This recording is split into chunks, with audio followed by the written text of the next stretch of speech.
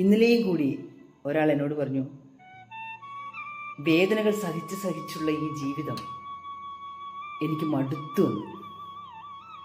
മറ്റുള്ളവർ മിസ്റ്റേക്സിനെ ചൂണ്ടിക്കാണിച്ച് എനിക്ക് എന്നിലുള്ള വിശ്വാസം തന്നെ നഷ്ടപ്പെട്ടു വന്നു.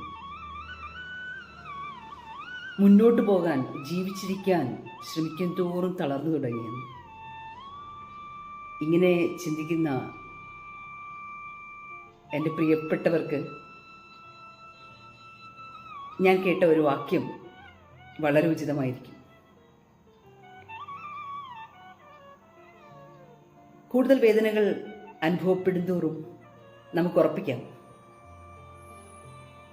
നമ്മൾ ജീവിച്ചിരിക്കുന്നു. കൂടുതൽ മിസ്റ്റേക്സുകൾ പറ്റുന്നുണ്ടെങ്കിൽ നമുക്ക് ഉറപ്പിക്കാം, നമ്മളൊരു ശരിയായ മനുഷ്യനാണ്.